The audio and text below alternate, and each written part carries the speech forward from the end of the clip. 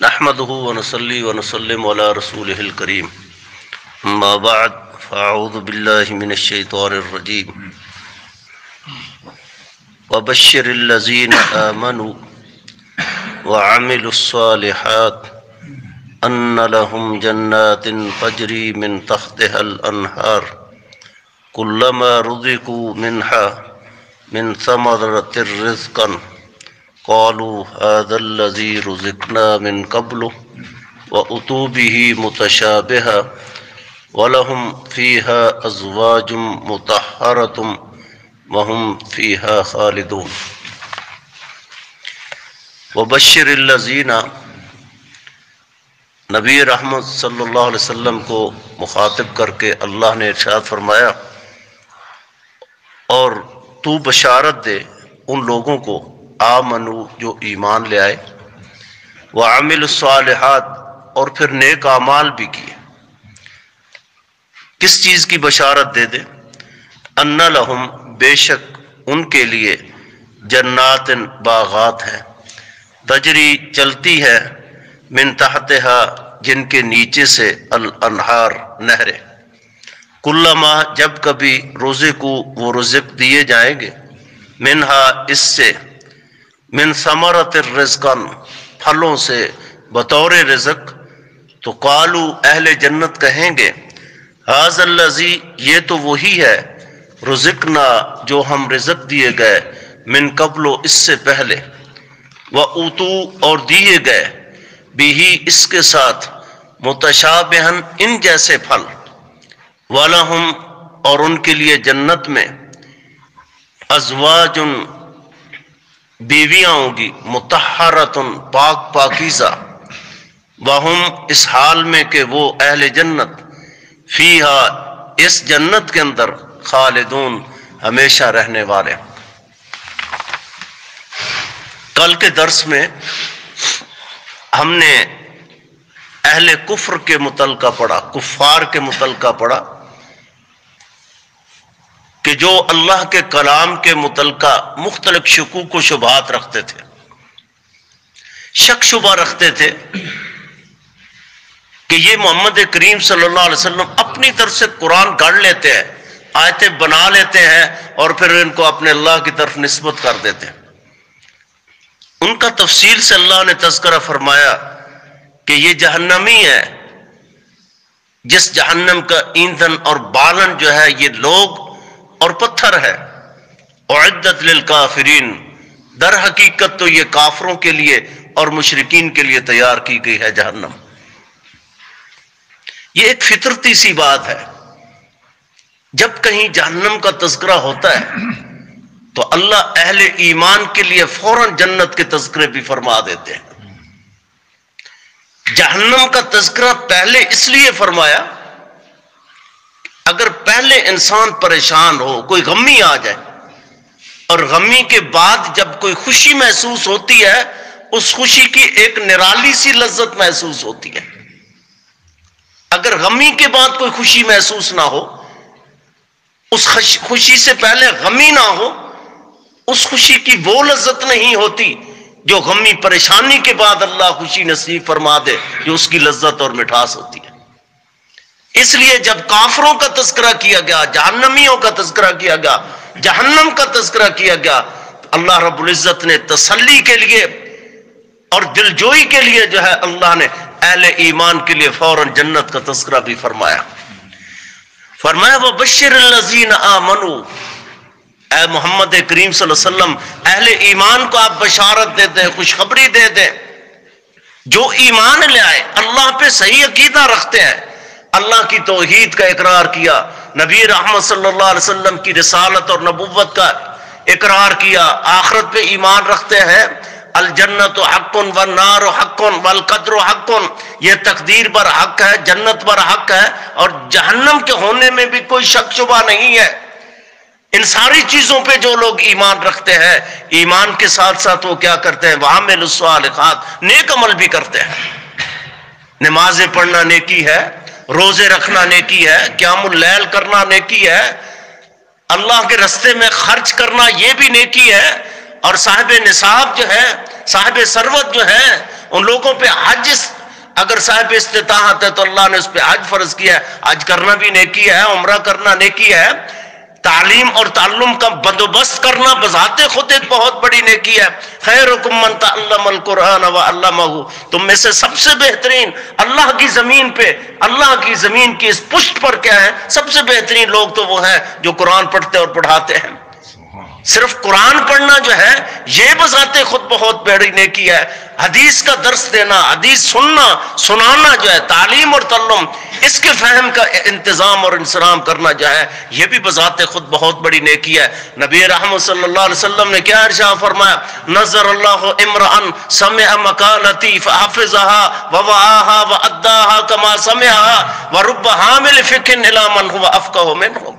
اللہ اس شخص کے چہرے کو تر و تازہ فرما دے جو اللہ کے پیغمبر کی حدیثیں سنتا ہے، انہیں یاد کرتا ہے، ہمیشہ کے لیے نقش کرتا ہے، اور جس طرح سنی تھی محفوظ کی تھی لوگوں تک اسی طرح پہنچا دیتا ہے، منو ان پہنچا دیتا ہے، اس کی زبر زیر تبدیل نہیں کرتا، اس میں خیانت نہیں کرتا، جھوٹی تعویلیں نہیں کرتا، جھوٹی تحریفات نہیں کرتا۔ منوان اللہ اس کے چہرے کو روشن فرما دے۔ نبی رحمت صلی اللہ علیہ وسلم نے اسے دعا دی ہے، اللہ اس کے چہرے کو تر و تازہ فرما دے، خوش و خرم فرما دے، پر رونق بنا دے۔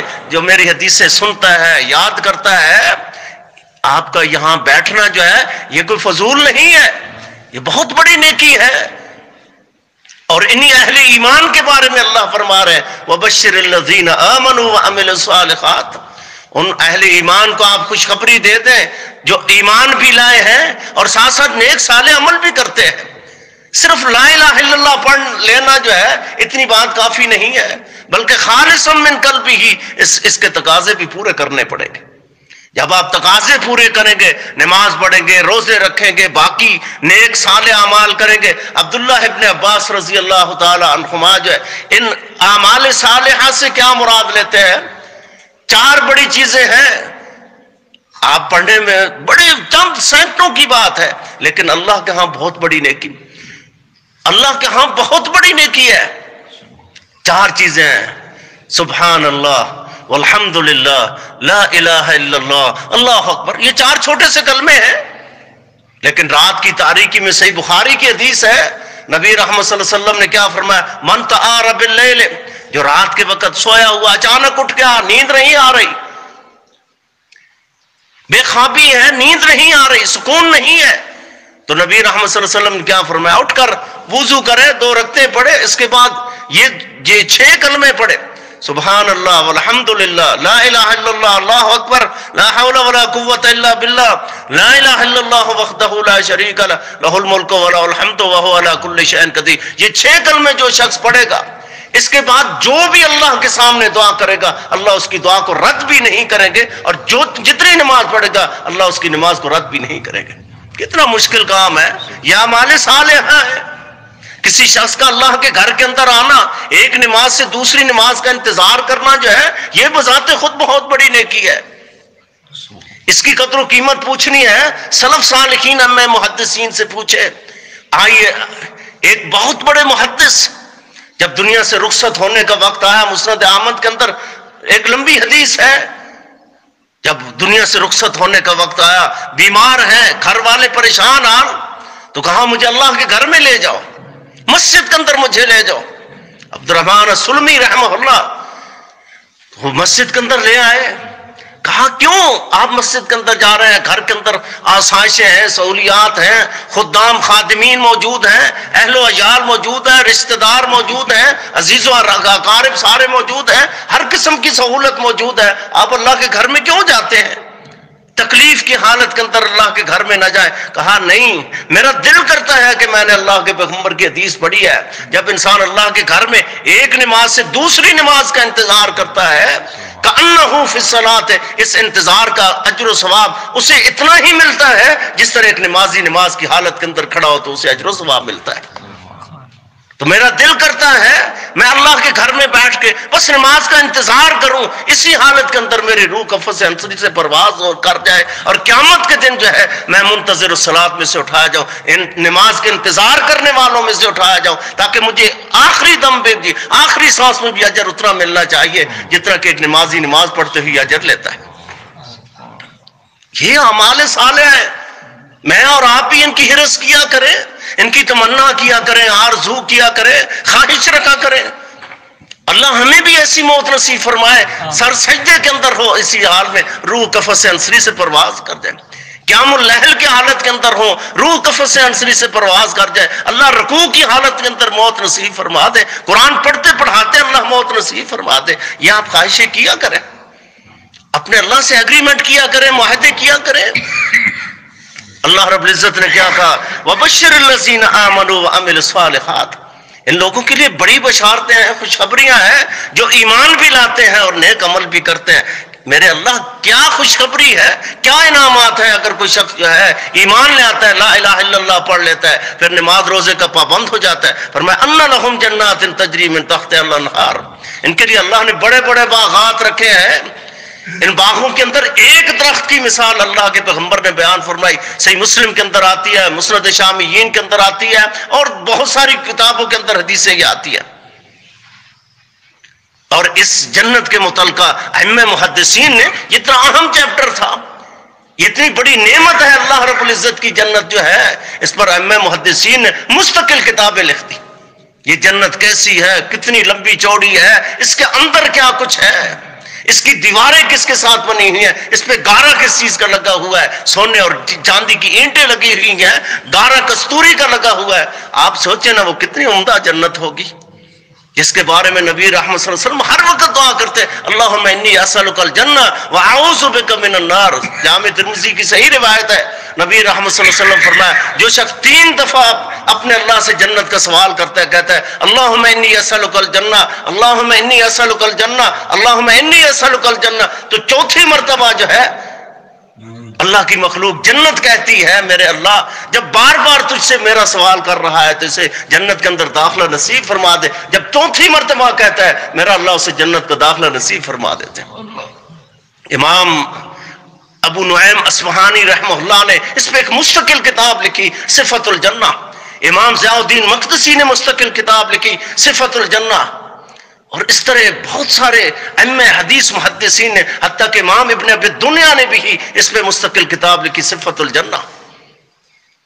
یہ بڑا اہم چیپٹر ہے. اگر میں اس کی چوڑائی کی بات کروں، کتنی لمبی چوڑی جنت ہے، اس کے ایک ایک درجہ جو ہے وہ کتنا لمبا چوڑا ہے، تو بات کہیں دور نکل جائے گی. آنے والے آیات مبارکات کے اندر جو ہے انشاءاللہ تعالی جو ہے تھوڑا تھوڑا کر کے اس کی تفصیلات بھی ذکر کریں گے. یہ جنت کیا چیز ہے جس کا میں اور آپ جو ہے ہر وقت سوال کرتے ہیں اپنے اللہ سے. تو اللہ رب العزت نے کیا کہا ان لہم جنات تجری من تحتہا الانہار. یہ جنت جو ہے مختلف لوگوں کے لیے اللہ نے تیار کر لی. اعدت للمتقین، یہ مومنوں کے لیے تیار کی، متقین کے لیے تیار کی ہے. ان للمتقین مفازا حدائق وعنابا وکواعب اترابا. اس کے اندر اللہ نے کیسی کیسی نعمتیں رکھی ہیں. نبی رحمت صلی اللہ علیہ وسلم کی صحیح روایت ہے، آپ علیہ الصلوۃ والتسلیم نے ارشاد فرمایا ان فی الجنۃ لشجرۃ یسیرها الراکب. جنت کے اندر ایک ایسا درخت ہے، یہ ایک درخت ہے. اس جنت کے اندر جو ہے اس باغ کے اندر کئی درخت ہے، صرف ایک درخت کی مثال آپ یوں سمجھیں، وہ ایک درخت اتنا لمبا چوڑا ہوگا.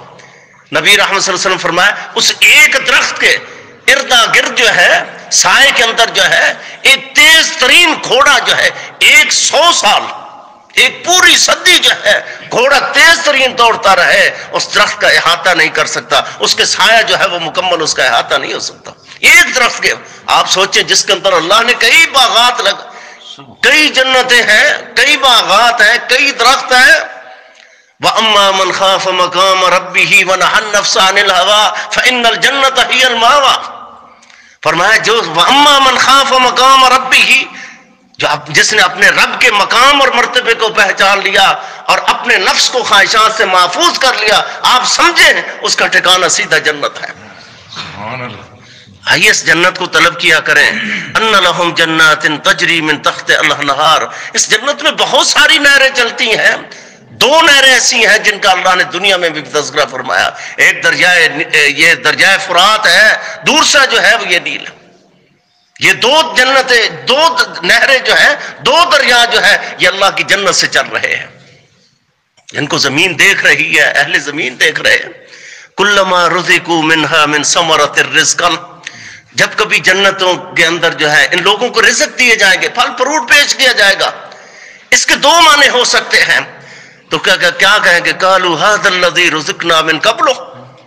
چھوٹے چھوٹے معصوم بچے جو ہیں، وَيَطُوفُ عَلَيْهِمْ وِلْدَانٌ مُخَلَّدُونَ إِذَا رَأَيْتَهُمْ حَسِبْتَهُمْ لُؤْلُؤًا مَّنثُورًا. جب ان چھوٹے چھوٹے معصوم بچوں کو جو آپ کے سامنے جو ہے وہ کھانا اور پینا لائیں گے، جب آپ ان کو دیکھیں گے آپ ایسے محسوس کریں گے جیسے اللہ نے موتیوں کی لڑیاں پرو دی ہیں. اتنا خوبصورت ہے اور اتنی خوبصورت جنت ہے. مَا لَا عَيْنٌ رَأَتْ. نبی رحمت صلی اللہ علیہ وسلم کیا فرمایا؟ صحیح مسلم کی حدیث ہے کہ اس جنت کو آج تک کسی نے نہیں دیکھا. وَلَا أُذُنٌ سَمِعَتْ، نہ کسی کان نے اس کے متعلق سنا. وَلَا عَلَى قَلْبِ خطر، اور آج تک جو ہے اس جنت کے بارے میں کسی دل کے اندر جو ہے وہ کھٹکا بھی پیدا نہیں ہوگا وہ کیسی ہوگی. نہ کسی آنکھ نے دیکھا، نہ کسی کان نے سنا، نہ کسی دل پہ وہ کھٹکا پیدا ہو سکتا ہے. اتنی خوبصورت اللہ نے جنت بنائی ہے. کلما رزقوا منها من ثمرۃ، ظاہر نام تو وہ اسی طرح ہوں گے جس طرح کی جو دنیا کے نام ہے. یہ امرود ہے، یہ مالٹا ہے، یہ سیب ہے، یہی نام ادھر بھی ہوں گے. یہ انار ہے.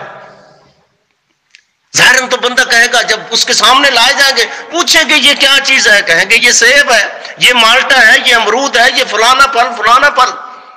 تو اہل جنت کہیں گے یار یہ تو ہم نے پہلے بھی دیکھی ہیں، یہ تو ہم نے پہلے بھی سنے ہیں. وہ چھوٹے چھوٹے معصوم بچے جو یہ خادمین ہیں اہل جنت کے، جب وہ سامنے پیش کریں گے وہ کہیں گے اس طرح نہیں ہے، آپ نے سب کچھ شکلیں یہی ہوگی، شاید وزن کے اندر بھی بڑے بڑے ہوں گے، لیکن آپ ان کا ذائقہ چکھیں. جو ذائقہ آپ نے دنیا کے اندر چکھا ہے یہاں وہ ذائقہ نہیں ہے. ان کا ذائقہ کچھ اور ہے. ظاہراً شکل و صورت کے اندر شاید یہ اسی طرح ہوں گے جس طرح آپ نے پہلے بھی دیکھے ہوں گے. اس کا ایک مفہوم تو یہ ہے کہ جو دنیا کے اندر ہم پھل دیکھیں اسی کے ہم شکل جو پھل ہیں وہ جنت کے اندر ہوں گے، لیکن ذائقے اپنے اپنے ہوں گے. اس کا ذائقہ کچھ اور ہے. وہ ذائقہ ایسا ہے جو کائنات میں کبھی کسی نے دیکھا نہیں ہے، سنا نہیں ہے، چکھا نہیں ہے. دوسرا مفہوم یہ بھی ہو سکتا ہے کہ مثلا ابھی کچھ پھل کھائے ہیں، دوبارہ جب وہی پھل لائیں گے جائیں گے تو بچے وہ معصوم ولدان جو ہے جب لائیں گے تو انسان سے سوچے گا یہ تو میں نے ابھی کھائے ہیں، ابھی دیکھے ہیں. وہ کہیں گے جو پہلی مرتبہ دیکھے ہیں، جو دوسری مرتبہ دیکھیں گے، پہلی کا ذائقہ کچھ اور ہوگا، دوسری کا ذائقہ کچھ اور ہوگا. اہل جنت جب جنت کے اندر جائیں گے، نبی رحمت صلی اللہ علیہ وسلم کی صحیح مسلم وغیرہ کے اندر حدیث آتی ہے، پہلے جو طبقہ جنت کے اندر داخل، پہلا جو ٹولہ جماعت جو ہے جنت کے اندر داخل ہوگی، گروہ داخل ہوگا، اس کی شکلیں جو ہیں، چہرے جو ہیں اس طرح چمک رہے ہوں گے جس طرح چوندوی کا چاند چمکتا ہے. دوسرا گروہ جب جنت میں داخل ہوگا، دوسرے گروہ کی شکلیں چہرے اسی طرح چمک رہے ہوں گے جس طرح آسمان کے ستارے چمک رہے ہوتے ہیں. اسی طرح پھر درجات ہیں. وسیق الذین اتقوا الی الجنۃ زمرا، گروہ در گروہ، جماعتیں در جماعتیں جو ہے اللہ کی جنت کے اندر داخل ہو جائیں گے. اور نبی رحمت صلی اللہ علیہ وسلم کی حدیث ہے، مسند شامیین وغیرہ کے اندر آتی ہے، صفت الجنہ کے اندر بھی ذکر کی گیا کہ نبی رحمت صلی اللہ علیہ وسلم فرمایا آخری جو جنتی ہوگا، جو سب سے کم تر جنتی، آخری جنتی، اس کا لباس جو ہے اتنا اعلیٰ اور خوبصورت ہوگا، اگر کائنات کے سارے لباس جو ہیں، کپڑے جو ہیں ایک پلڑے کے اندر رکھ دیں اور اس آخری جنتی جو ہے اس کا حلیہ اور لباس ایک پلڑے کے اندر رکھ دیں، اس کا مقابلہ ساری کائنات کے لباس نہیں کر سکتے. اتنا خوبصورت لباس ہے. یہ آخری کا ہے، جو پہلے ہوں گے ان کا کیا ہوگا. قالوا هذا الذي رزقنا من قبل، میرے اللہ یہ تو ہم نے پہلے بھی دیکھے تھے، یہ رزق تو ہم نے پہلے بھی کھایا ہے، لیکن اس کا ذائقہ کچھ اور ہے. وَأُتُوا بِهِ مُتَشَابِهًا، ظاہراً تو وہ ایک دوسرے سے ملتے جلتے ہوں گے، شکل و صورت کے اندر ملتے ہوں گے، لیکن ذائقہ ہر ایک کا اپنا اپنا. وَلَهُمْ فِيهَا أَزْوَاجٌ مُطَهَّرَةٌ، اللہ پاک پاکیزہ بیویاں نصیب فرمائے گا جن کو کبھی قضائے حاجت نہیں ہوگی، کبھی مینسز نہیں ہوں گے، کبھی ان کے بچے پیدا نہیں ہوں گے، کبھی ان کا جسم ڈھیلا نہیں ہوگا. بِأَكْوَابٍ كَانَتْ قَوَارِيرَ قَوَارِيرَ مِنْ فِضَّةٍ قَدَّرُوهَا تَقْدِيرًا. وہ کیسے ہوں گے؟ کأنہن بیض، ایسی ہوں گی جیسے ان کی آنکھیں ایسی ہوں گی جیسے انڈے ہوتے ہیں. اتنے خوبصورت ہیں. وَلَهُمْ فِيهَا أَزْوَاجٌ مُطَهَّرَةٌ، دنیا کی کوئی حاجت اور ضرورت ان کو نہیں ہوگی. جو دنیا کے اندر جو نقائص اور عیوب تھے، عورتوں کے بعض حالات جو ہیں وہ نہیں ہوتے، لیکن یہ سارے حالات نہیں. وہ کھائیں گی، پیئیں گی، سب کچھ کریں گی، لیکن نہ اولاد ہوگی، نہ پیشاب کی حاجت، نہ مینسز کی حاجت، نہ کوئی اور مسئلہ. وَهُمْ فِيهَا خَالِدُونَ، یہ چند دنوں کی بات نہیں ہے کہ اللہ یہ نعمتیں جو ہیں اہل جنت کو چند دن نصیب کرے گا، اس کے بعد ختم کر دے گا. نہیں، وَهُمْ فِيهَا خَالِدُونَ، موت کو دمبے کی حالت، دمبے کی شکل کے اندر ذبح کر دیا جائے گا. اللہ کا فرشتہ کہے گا، جنتیوں کو مخاطب کر کے کہے گا اہل جنت اب تم نے ہمیشہ یہاں رہنا ہے، تمہیں موت نہیں آئے گی. پھر جہنمیوں کے اندر اعلان کرے گا اہل جہنم تم نے ہمیشہ یہاں رہنا ہے، اب تمہیں موت نہیں آئے گی. وَهُمْ فِيهَا خَالِدُونَ، ہمیشہ ہمیشہ رہنے والے ہوں گے، یہ جنات نعیم کے اندر ہوں گے. مولا کریم سے دعا ہے اللہ رب العزت مجھے اور آپ کو بھی یہ نعمت عظمیٰ سے مالا مال فرما دے. مرنے کے بعد اللہ سیدھا جنت کے اندر نصیب فرما دے. سبحانک اللہم ربنا و بحمدک.